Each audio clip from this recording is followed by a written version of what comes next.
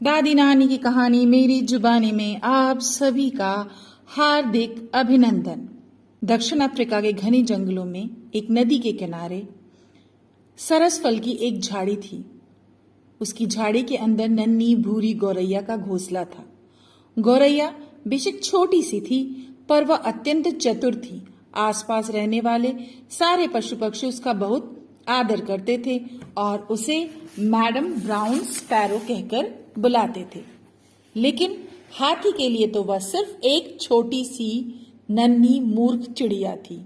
दोपहर का समय था और जंगल में शांति छाई हुई थी। गौरैया उस समय गहरी नींद में थी जब उसने एक भयानक आवाज सुनी। हाथी सीधा उसकी झाड़ी की ओर बढ़ा चला आ रहा था। अपने अंडों को बचाने के लिए वह उन पर ठीक से बैठने का प्रयास ही कर रही थी। उससे पहले ही झाड़ी ऐसे हिलने लगी जैसे कि भूकंप आ गया हो। घोंसले के हिलने के साथ ही तीनों अंडे एक साथ खड़खड़ाए। गौरैया उनमें से नहीं थी जो ऐसे ही सब कुछ सह लेती या यूं ही हाथ पर हाथ धरे बैठी रहती। वह झाड़ी के ऊपर उड़कर आई और हाथी पर चिल्लाई, तुम फिर आ गए मेरी झाड़ी को हिलाने। लगातार 3 दिनों से तुम ऐसा कर रहे हो और मेरे अंडों को हिला रहे हो। देखो मोटू राम, मुझे एक बात बताओ, तुम्हारे इस तरह बार बार हिलाने से इनमें से बच्चे कैसे निकलेंगे? एक छोटी सी चिड़िया के इस तरह डांटने पर हाथी को अत्यधिक हैरानी हुई। वह हंसा, माफ करना मैडम, लेकिन मैंने तो झाड़ी को छुआ तक नहीं। हो सकता है वह हवा से हिली हो। बिल्कुल नहीं, गौरैया गरजी। इस समय वह गुस्से से पागल हो रही थी। मैं तुम्हारी हरकतों से तंग आ चुकी हूं। अब कल तुम इस झाड़ी को मत छूना। अगर तुमने ऐसे किया तो मैं तुम्हें एक मजबूत रस्से से बांध दूंगी ताकि तुम हिल भी ना सको। यह सुनकर हाथी जोर जोर से हंसने लगा। मुझे बांधोगी? वह चिंगाड़ा। देख लूंगा मैडम। अपनी सूंड को हिलाता और अपने कानों को फड़फड़ाता हुआ हाथी नदी की ओर चला गया। गौरैया अपने अंडों पर बैठ गई। बढ़ती गर्मी के कारण गौरैया को प्यास लगने लगी। नदी किनारे एक ऐसी जगह थी जहां पानी के बिल्कुल पास घास का एक गुच्छा था। गौरैया घास के गुच्छे पर बैठ पानी पी लेती थी। उस दिन उसने देखा एक विशाल भूरा सा मगरमच्छ उस जगह को पूरी तरह से घेर कर लेटा है। तुम फिर से मेरा रास्ता रोक रहे हो, गौरैया ने चींची करते हुए अपनी अप्रसन्नता व्यक्त की। पिछले 1 हफ्ते में तुम ऐसा 2 बार कर चुके हो। हटो यहां से, मुझे पानी पीना है। पर मगरमच्छ कहाँ मानने वाला था। वह हंसता हुआ बोला, वाह क्या बात है, तुम मुझे हटने का आदेश दे रही हो? मैं तो यहां से हिलने से रहा, इसलिए अच्छा होगा कि तुम पानी पीने कहीं और चली जाओ। गौरैया थोड़ी रुखाई से बोली, आज मैं तुम्हें छोड़ देती हूं, पर अगर तुम कल भी मुझे यहां दिखाई दिए तो मैं तुम्हें एक मोटे रस्से से बांध दूंगी। यह सुनकर मगरमच्छ इतनी जोर से हंसा कि लगभग कलाबाजियां ही खाने लगा। तुम्हारी जैसी एक नन्ही सी गौरैया मुझे बांधेगी? हा हा हा हो। गौरैया के पास नदी किनारे बनी एक दरार से गंदा पानी पीने के सिवाय और कोई चारा नहीं था। फिर वह जल्दी से अपने घोंसले की तरफ उड़ गई और अपने अंडों पर जाकर बैठ गई। लेकिन वह अत्यंत क्रोधित थी और वह सोच रही थी कि मुझे करना क्या है। अगली सुबह उसे जंगल से हाथी के पैरों की धम धम आवाज सुनाई दी। जैसे ही उसने झाड़ी को धक्का दिया, अंडे हिलने लगे।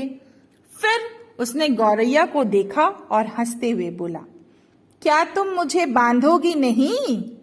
रुको वहीं, मैं ऐसा ही करूंगी। गौरैया ने जवाब दिया, मैं तुम्हें पहले ही चेतावनी दे चुकी हूं। पता है, और इसीलिए मैं यहाँ आया भी हूँ। ऐसी गौरैया को देखने में कितना मजा आएगा जो हाथी से भी अधिक ताकतवर हो। पास में ही एक विशालकाय पेड़ था जिसकी एक लंबी मोटी लता सबसे ऊपर की शाखा से नीचे लटक रही थी।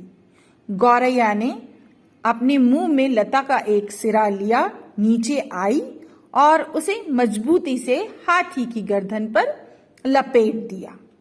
जब काम हो गया तो वह बोली, अब मैं पानी पीने नदी पर जा रही हूं, इससे मुझे ताकत मिलेगी। इस बीच तुम एकदम ऐसे ही खड़े रहो। जब मैं तुम्हें खींचने के लिए कहूंगी तो जितना जोर से खींच सकते हो खींचना, और तब देखते हैं क्या तुम अपनी जगह से हिल सकते हो। हाथी को ये सुनकर बड़ा आश्चर्य हुआ, लेकिन बहस करना उसके स्वभाव में नहीं था, इसलिए वो एकदम स्थिर खड़ा रहा। लेकिन उसकी सूंड ऊपर नीचे हो रही थी, क्योंकि वह अपनी हंसी नहीं रोक पा रहा था कि एक छोटी सी गौरैया मुझे बांधेगी। इस बीच गौरैया ने लता का दूसरा हिस्सा अपने मुंह में लिया और नदी की ओर उड़ गई। आज भी मगरमच्छ उसी जगह पूरा फैलकर लेटा हुआ था, उसकी आंखें बंद थी। गौरैया उसके नजदीक आई तो उसने अपनी एक आंख थोड़ी सी खोली और बोला, मैडम, मैं यहाँ से सरकने वाला नहीं, इसलिए कल की तरह तुम आज भी गंदला पानी पी लो। देखते हैं क्या करना है, गौरैया फुर्ती से बोली।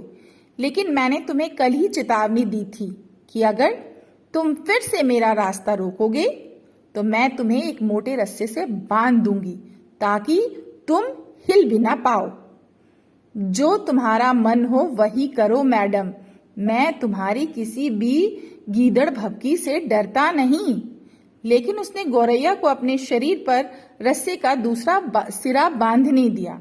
जब रस्सा बंध गया तो गौरैया बोली, मेरा तब तक इंतजार करो जब तक मैं जंगल जाकर रस्से के आखिरी छोर को ना पकड़ लूं। जब मैं तुम्हें खींचने के लिए कहूं तो जितना तेजी से खींचना हो खींचना, और फिर देखते हैं कि तुम अपनी जगह से हिल सकते हो कि नहीं। मगरमच्छ को इन बातों से कोई फर्क नहीं पड़ा, जो करना है करो। उसने जंभाई ली और गौरैया फुर से उड़ गई। जब वह लंबी रस्सी के बीच वाली जगह पर पहुंची तो जोर से चिल्लाई, खींचो। और हाथी और मगरमच्छ दोनों उसकी आवाज को सुनते ही खींचने लगे। हाथी का मुंह पूर्व दिशा की ओर था और मगरमच्छ का मुंह उसकी उल्टी दिशा पश्चिम की ओर। दोनों ने खूब जोर लगाकर खींचना शुरू कर दिया, पर दोनों के अंदर एक जैसी ताकत थी। खींचते रहे, उन्हें पता ही नहीं चला कि क्या हो रहा है, और लेकिन कुछ भी नहीं हुआ। ना तो हाथी ही खींच पाया और ना ही मगरमच्छ। गौरैया चिल्लाती रही, जोर से खींचो, मैं खींच रहा हूँ। हाथी हाफते वो बोला, सच कह रहा हूँ, मैं भी खींच रहा हूँ। मगरमच्छ घुरघुराया और दोनों एक साथ बोले, कौन जानता था कि एक नन्ही सी चिड़िया इतनी जोर से रस्सी खींच सकती है। ऐसा पूरी सुबह तक चलता रहा। दोपहर तक दोनों हट्टे कट्टे पूरी तरह से थक चुके थे। मेरी प्यारी गौरैया, हाथी रोते हुए बोला, अब तुम इस रस्से को हटा दो। मैं वादा करता हूँ फिर कभी तुम्हारी झाड़ी को धक्का नहीं दूंगा। मगरमच्छ ने भी कहा, मैडम ब्राउन, इस रस्सी को मेरी गर्दन से हटा दो। मैं भी वादा करता हूँ कि मैं कभी नदी किनारे तुम्हारा रास्ता रोककर नहीं रखूंगा, तुम्हें आराम से पानी पीने दूंगा। ठीक है, गौरैया ने इतनी जोर से कहा कि ताकि दोनों सुन सके। अब खींचना बंद कर दो और मैं रस्सा हटा देती हूँ। रस्सा हटते ही हाथी जंगल की ओर भागा और मगरमच्छ डुब से नदी की गहराई में डूब गया। जहां तक गौरैया का सवाल था, वह वापस अपने घोंसले में चली गई और अपने अंडों को सेने लगी। जल्दी ही उसके अंडे फूटे और उसमें से छोटे छोटे 3 बच्चे बाहर निकल आए। मैडम ब्राउन की तो खुशी का ठिकाना ही ना रहा। तो कहानी हमें ये कहती है कि मुसीबत चाहे कितनी भी बड़ी क्यों ना, हाथी जितनी हो या मगरमच्छ जितनी क्यों ना, अगर हमारे पास बुद्धि बल है तो हम ऐसी बड़ी बड़ी मुसीबतों को चुटकी से मिटा सकते हैं, जैसे गौरैया ने अपनी बुद्धि बल से हाथी और मगरमच्छ को अपने रास्ते